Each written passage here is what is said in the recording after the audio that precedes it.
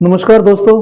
आप लोग कैसे हैं? उम्मीद करते हैं कि आप लोग अच्छे होंगे। आप लोग काफ़ी दिनों से बेसब्री से इंतजार कर रहे थे कि सेंट्रल पुलिस ऑर्गेनाइजेशन की वैकेंसी कब निकलेगी। तो बता दो दोस्तों, एसएससी के दोस्तों ऑफिशियल वेबसाइट पे इसकी नोटिफिकेशन जारी कर दी गई है। इसकी दोस्तों वैकेंसी आ चुकी है। इस वीडियो में तमाम जानकारी इस पे हम देने वाले हैं। लेकिन आप लोगों से गुजारिश है दोस्तों, अगर आप मेरे चैनल पर नए हैं तो प्लीज़ मेरे चैनल को सब्सक्राइब कर दीजिए, लाइक कर दीजिए, बेल आइकन भी दबा दीजिए। आपका सपोर्ट का दोस्तों बहुत ही सख्त से सख्त मुझे जरूरत है। तो चलिए सीधे पॉइंट पे बात करते हैं दोस्तों। बता दूं, इसकी जो टोटल पोस्ट है 4187 पोस्ट रखी गई है। और इसकी जो ऑनलाइन आवेदन प्रक्रिया है दोस्तों 4/3/2024 यानी कि 4 मार्च से लेकर दोस्तों 28/3/2024 28 मार्च तक आप इसको आवेदन कर सकते हैं। और इसकी जो फीस है दोस्तों, जनरल, ओबीसी और ईडब्ल्यूएस कैंडिडेट का 100 रुपये रखा गया है। वहीं पे एससी और एसटी वाले को दोस्तों कोई भी शुल्क नहीं रखा गया है। और एज लिमिट दोस्तों बहुत ध्यान से समझिएगा, जो इसका एज है दोस्तों 20 से 25 वर्ष तक के रखा गया है। लेकिन आप ध्यान से सुनिएगा, जो एज लिमिट दोस्तों नोटिफिकेशन में दिया गया है 20/8/1999 से लेकर 1/8/2024 के बीच में होना चाहिए। खास तौर पे दोस्तों अगर आप जनरल कैंडिडेट के हैं दोस्तों तो आपको इसी के अंडर रहना है। लेकिन अगर आप ओबीसी हैं तो जैसे आप गवर्नमेंट रूल के तहत ओबीसी वालों को 3 वर्ष की छूट है और एससी एसटी वालों को 5 वर्ष की छूट है। वहीं पे जो पूर्व सैनिक है दोस्तों उनको भी एससी एसटी के तहत 5 वर्ष की उनको भी छूट दी जाती है। उस प्रकार से इनका काउंट उसी तरह से एज में होगा। जैसे जनरल का दोस्तों मैंने यहाँ पे लिख रखा है 20 से 25 वर्ष तक के काउंट किए जाएंगे। वहीं पे दोस्तों ओबीसी वालों को दोस्तों 20 से 28 वर्ष तक काउंट किए जाएंगे। और वहीं पे एससी और एसटी वाले को दोस्तों 20 से लेकर 30 वर्ष तक के काउंट किए जाएंगे। जनरल वाले याद रखिएगा दोस्तों, आपको 20/8/1999 से 1/8/2024 के बीच तक होना चाहिए। और इसकी जो काउंटिंग होगी दोस्तों लास्ट 1/8/2024 तक इसकी लास्ट एज डेट काउंट होगी। ठीक है, अब इसकी हम दोस्तों क्वालिफिकेशन की बात कर रहे हैं कि इसकी क्वालिफिकेशन क्या रिक्वायरमेंट है।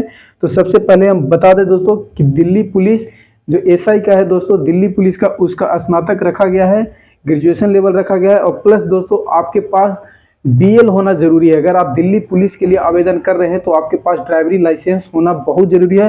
वो भी 1/8/2024 से पहले का बना होना चाहिए। इसके बाद अगर आप बनाते हैं दोस्तों तो आप अस्वीकृत कर दिए जाएंगे, आपको हटा दिया जाएगा, छांट दिया जाएगा। ठीक है दोस्तों, वहीं पे अदर पोस्ट वाले जितने भी हैं, जैसे इसमें बहुत सारे पोस्ट आते हैं, मैं आपको बताऊंगा आगे। अदर पोस्ट वाले का दोस्तों ग्रेजुएशन रखा गया है। इसमें दोस्तों पोस्ट है सीआरपीएफ है, एसएसबी है, सीआईएफ है, बीएसएफ है। इस तरह के अदर पोस्ट है दोस्तों, उनके लिए जो दोस्तों जो क्वालिफिकेशन है ओनली ग्रेजुएशन मांगा गया है। और इसकी जो सैलरी पैकेज है दोस्तों जबरदस्त शानदार सैलरी पैकेज है। 35,400 से लेकर 1,12,400 तक के सैलरी पैकेज है।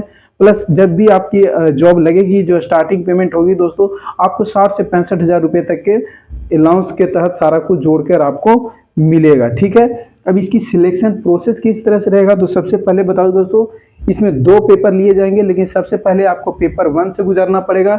जब पेपर 1 क्लियर कर लीजिएगा उसके बाद आपको पेट होगा और पीएमटी यानी कि फिजिकल मेजरमेंट्स होगा और फिजिकल रनिंग जिस तरह से होता है पीईटी एंड पीएमटी। ठीक है, फिर उसके बाद जब आप क्लियर कर लीजिएगा तो आपको पेपर 2 के लिए बुलाया जाएगा। और पेपर 2 जब कंप्लीट हो जाएगा दोस्तों तो उसके बाद मेडिकल, और मेडिकल के बाद आपको दोस्तों डॉक्यूमेंट वेरिफिकेशन के बाद आपका सीधे ज्वाइनिंग ली जाएगी। सबसे पहले हम बात कर रहे हैं पेपर 1 में किस टाइप के क्वेश्चंस आएंगे। तो सबसे पहले बता दूं, जनरल इंटेलिजेंस एंड रीजनिंग से दोस्तों 50 क्वेश्चन आएंगे और इसके 50 क्वेश्चन का 50 मार्क्स होंगे। ठीक है, वहीं पे general knowledge and general awareness से दोस्तों 50 क्वेश्चन आएंगे और इसका भी 50 क्वेश्चन का 50 मार्क्स रखे गए हैं। वहीं पे क्वांटिटेटिव एप्टीट्यूड यानी कि मैथ से दोस्तों आपको 50 क्वेश्चन आएंगे, 50 मार्क्स होंगे।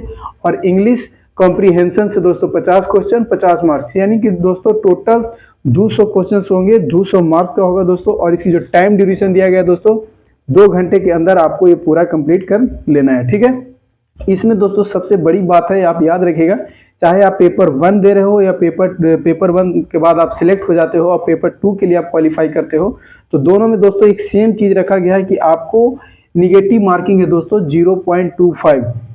अगर आप एक गलत करेंगे दोस्तों तो 0.25 मार्क्स आपके काट दिए जाएंगे। याद रखिएगा, पेपर 1 और पेपर 2 दोनों के लिए सेम रूल है। ठीक है, अब हम इसको दोस्तों पीईटी एंड पीएमटी यानी फिजिकल मेजरमेंट और फिजिकल टेस्ट की बात करें दोस्तों तो सबसे पहले मैं हाइट की बात करता हूं। तो हाइट दोस्तों जनरल, ओबीसी और एससी वाले को दोस्तों 170 सेंटीमीटर होना अनिवार्य है। और वहीं पे एसटी कैंडिडेट का दोस्तों 162.5 सेंटीमीटर होना अनिवार्य है, ठीक है। वहीं पे फीमेल कैंडिडेट का रहेगा दोस्तों, तो जनरल, ओबीसी और एससी वाले को 157 सेंटीमीटर रहेगा। वहीं पे फीमेल कैंडिडेट एसटी वाले को दोस्तों 154 सेंटीमीटर रखा गया है। याद रखिएगा, मेल का मैंने सबसे पहले बताया था, जनरल, ओबीसी, एससी वाले को दोस्तों 170 सेंटीमीटर रखा जाएगा, और वहीं पे फीमेल कैंडिडेट का दोस्तों 157 सेंटीमीटर रहेगा। अब बात करते हैं हम दूसरे पॉइंट पे दोस्तों, चेस्ट का। तो चेस्ट में सबसे पहले बता दूं, महिलाओं का चेस्ट नहीं लिया जाता है किसी भी वैकेंसी में, तो अब चेस्ट सिर्फ और सिर्फ पुरुषों का लिया जाता है। तो चलिए सबसे पहले चेस्ट में मैं मेल का बता दूं कि जनरल, ओबीसी और एससी वर्ग वालों को दोस्तों 80 सेंटीमीटर नॉर्मल होना चाहिए, और आफ्टर ब्रीथिंग जब आप सांस फुलाने के लिए कहेगा तो आपको 5 सेंटीमीटर आपको फूलना चाहिए, यानी कि 80 से 85 सेंटीमीटर होना अनिवार्य है। आफ्टर ब्रीथिंग आपको 5 सेंटीमीटर फुलाना है, और जितना भी आपको चेस्ट है उससे 5 सेंटीमीटर फुलाना है। लेकिन नॉर्मल जो चेस्ट है कम से कम 80 होना चाहिए। अगर आपका 79 है तो दोस्तों आप छांट दी जाओगे, ठीक है। एसटी वर्ग वालों को दोस्तों 77 सेंटीमीटर न्यूनतम चेस्ट रखा गया है, और आफ्टर ब्रीथिंग दोस्तों 82 सेंटीमीटर रखा गया है। इसमें बता दूं, दो तरह से रनिंग है दोस्तों। सबसे पहले आपको रेस जो होगा 100 मीटर्स का होगा दोस्तों, ये जनरल कैंडिडेट का 16 सेकंड का टाइम दिया जाएगा। वहीं पे फीमेल कैंडिडेट का दोस्तों 100 मीटर्स का होगा, और इनका 18 सेकंड 2 सेकंड इसमें एक्स्ट्रा मिलता है, क्योंकि हर जितने भी आप रनिंग में जाएंगे दोस्तों तो फीमेल का कुछ टाइमिंग ज़्यादा रहता है। अब रही बात दूसरा, जब रनिंग करेंगे दोस्तों 1.6 किलोमीटर यानी कि 1600 मीटर्स का आपका दौड़ रहेगा दोस्तों, और इसकी जो टाइम ड्यूरेशन है 6.0 यानी कि 6 मिनट 30 का इसका टाइम दिया जाएगा। वहीं पे फीमेल कैंडिडेट का दोस्तों 800 मीटर की दौड़ रहेगी, और इसकी जो टाइम ड्यूरेशन रहेगा दोस्तों 4 मिनट का रहेगा। चलिए अब लॉन्ग जंप की बात कर रहे हैं दोस्तों, तो मेल का दोस्तों 3.6 फीट रहेगा, आपको लॉन्ग जंप रहेगा, और वहीं पे दोस्तों महिला कैंडिडेट का दोस्तों 2.7 फीट लॉन्ग जंप रहेगा। अब हाई जंप की बात कर रहे हैं दोस्तों, तो हाई जंप में दोस्तों मेल कैंडिडेट का 1.2 फीट हाई जंप रहेगा, वहीं पे फीमेल कैंडिडेट का दोस्तों 0.9 फीट। बहुत आसान से आप ये हाई जंप लॉन्ग जंप कर सकते हैं, ठीक है। वहीं पे शॉर्ट पुट यानी कि जो आपको गोला थ्रो, बॉल थ्रो करने के लिए कहेगा दोस्तों, ओनली मेल कैंडिडेट का है। जब आपको बॉल थ्रो करने के लिए देगा दोस्तों तो आपको 4.5 फीट यानी 4.5 मीटर्स आपको फेंकने हैं, ठीक है। आपको ये सिर्फ मेल कैंडिडेट का रह गया है। अब बता दूं कौन से कैटेगरीज में कितनी पोस्टें रखा गया है। तो सबसे पहले हम बात करते हैं दोस्तों दिल्ली पुलिस की। तो दिल्ली पुलिस में अभी हम मेल की बात करेंगे कि जनरल कैटेगरी का दोस्तों 56 पोस्ट रखा गया है, ओबीसी वालों का 30 है, एससी वाले का 17 पोस्ट है, एसटी वाले का 9 और ईडब्ल्यूएस का दोस्तों 13 है। टोटल 125 पोस्ट है वली मेल कैंडिडेट का दोस्तों दिल्ली पुलिस का। वहीं पे दिल्ली पुलिस का फीमेल का दोस्तों जनरल का 28 पोस्ट रखा गया है, ओबीसी का दोस्तों 15 पोस्ट रखा गया है, एससी वालों का दोस्तों 8 पोस्ट है, एसटी वालों का दोस्तों 4 पोस्ट है, और ईडब्ल्यूएस वालों का 6 पोस्ट है।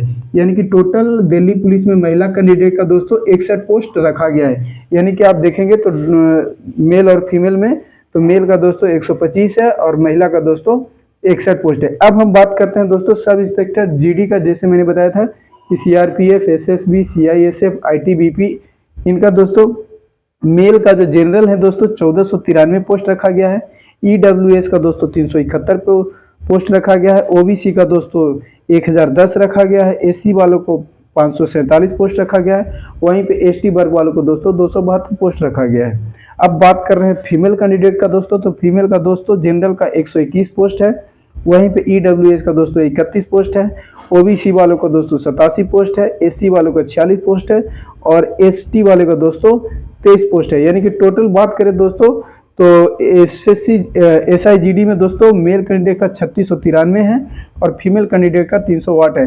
अगर आप इसको ऐड करोगे दोस्तों 125, 61, 3693 और 308 तो आपको 4187 पोस्ट टोटल निकल कर आ जाते हैं। तो दोस्तों ये जो मैंने अभी बताया आपको सेंट्रल पुलिस ऑर्गेनाइजेशन की पूरी डिटेल्स, आशा करता हूं कि आपको समझ में आ गया होगा। अगर आपको समझ में आ गया होगा दोस्तों तो इस वीडियो को शेयर कर दीजिएगा। अगर किसी प्रकार का आपका असमंजस होगा इस वीडियो को ना समझने में तो आप कमेंट करना, कमेंट के जरिए भी मैं आपको समझा दूंगा। अब तक के लिए इतना ही दोस्तों, जय हिंद, वंदे मातरम।